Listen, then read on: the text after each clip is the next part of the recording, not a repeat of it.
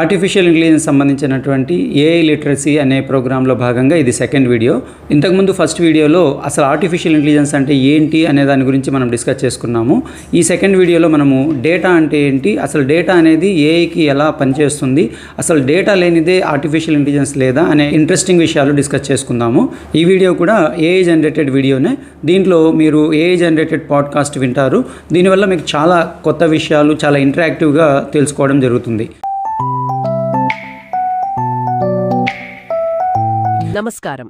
ఈరోజు మనం కొన్ని ఆసక్తికరమైన అంశాలపై లోతుగా మాట్లాడుకుందాం.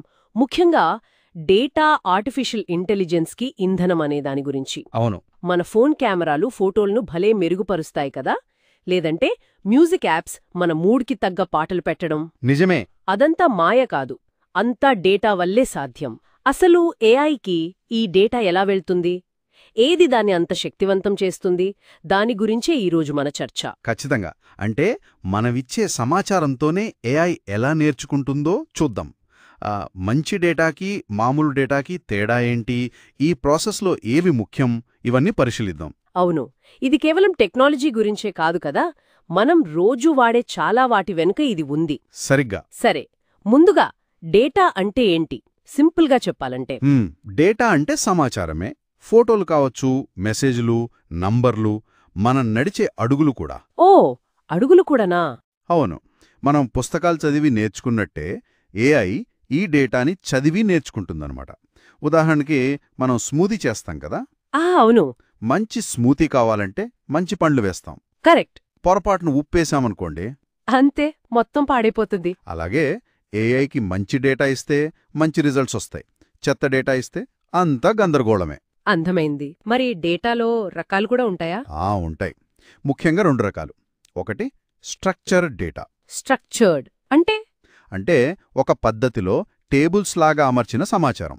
ఉదాహరణకు అమ్మకాల లెక్కలుంటాయే, అలాంటివి. ఏఐకి ఇది చదవడం, అర్థం చేసుకోవడం చాలా సులభం. సరే, మరి రెండో రకం, అదే కొంచెం ఇంట్రెస్టింగ్గా ఉంటుందేమో. అవును, అదే అన్‌స్ట్రక్చర్డ్ డేటా.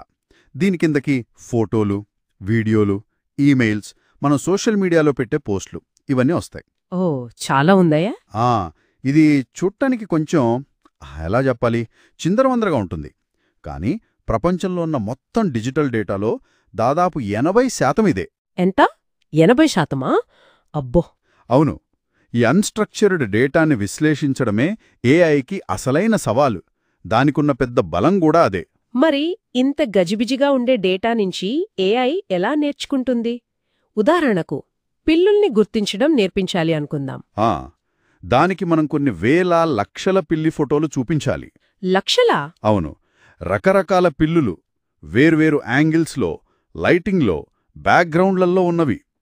ఏఐ వాటన్నిటినీ చూసి చెవులు, మీసాలు, తోక, ఇలాంటి వాటిలో కామన్గా ఉండే ప్యాటర్న్స్ని గుర్తిస్తుంది. ఓకే, అంటే పదే పదే చూడటం ద్వారా నేర్చుకుంటుందన్నమాట. సరిగ్గా. ఈ ప్రాసెస్లో 3 దశలుంటాయి. ట్రైనింగ్ డేటా అంటే నేర్చుకోవడానికి ఇచ్చే ఉదాహరణలు. తర్వాత వాలిడేషన్ డేటా, నేర్చుకున్నటి కరెక్టో కాదో చెక్ చేసుకోవడానికి.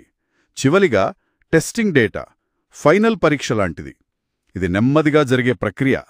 బానే ఉంది, కానీ ఇన్ని లక్షల ఫోటోలు, ఇంత డేటా ఎక్కడ్నించొస్తుంది? అన్ని చోట్ల నుంచి వస్తుంది. మన స్మార్ట్ఫోన్లు, కంప్యూటర్లు, స్మార్ట్ వాచ్లు, వాటిల్లో ఉండే సెన్సార్లు, కెమెరాలు.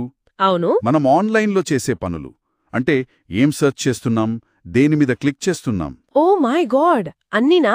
అవును. అంతేకాదు, ప్రభుత్వాలు రిలీజ్ చేసే డేటా, శాటిలైట్ ఇమేజెస్, వాతావరణ రిపోర్ట్లు, ఇలా చాలా మార్గాలున్నాయి. అంటే దాదాపు అంతులేని వనరులున్నాయన్నమాట. మీరు పంపిన ఒక రిపోర్ట్లో చదివాను, 2025 కల్లా రోజుకి 463 ఎక్సాబైట్ల డేటా. ఆ నంబర్ ఊహించడానికే కష్టంగా ఉంది. నిజమే. కొన్నిసార్లు అసలు డేటా దొరకనప్పుడు, లేదా ఆ డేటా సున్నితమైనది అయినప్పుడు కృత్రిమంగా డేటాని కూడా తయారుచేస్తారు. దాన్ని సింథటిక్ డేటా అంటారు. సింథటిక్ డేటానా? అంటే నకిలీదా? నకిలీ అని కాదుగాని నిజమైన డేటా లక్షణాలతో కంప్యూటర్ ద్వారా సృష్టించిందన్నమాట.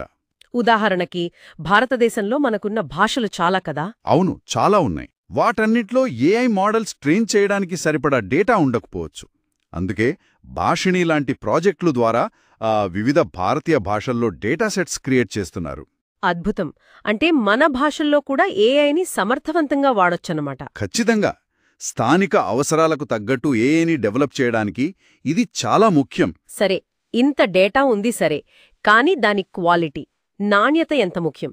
టెక్ ప్రపంచంలో గార్బేజ్ ఇన్ గార్బేజ్ అవుట్ అంటారు కదా. చాలా చాలా ముఖ్యం. మీరన్నట్టు చెత్త డేటా ఇస్తే ఫలితాలు కూడా చెత్తగానే ఉంటాయి. ఎంత డేటా ఇచ్చామన్నదే కాదు, ఎలాంటి డేటా ఇచ్చామన్నదే కీలకం. అంటే మంచి డేటా ఎలా ఉండాలి? అది ఖచ్చితంగా ఉండాలి. అసంపూర్తిగా ఉండకూడదు. స్థిరంగా ఉండాలి. అన్నిటికన్నా ముఖ్యంగా మనం ఏ సమస్యను పరిష్కరించాలనుకుంటున్నామో దానికి సంబంధించిందిగా ఉండాలి. ఉదాహరణకు, ఇప్పుడు వాతావరణాన్ని అంచనా వేసే ఏఐ ఉందనుకోండి. దానికి మనం తప్పుడు టెంపరేచర్ డేటా ఇస్తే తప్పుడు అంచనాలే వస్తాయి. అంతే.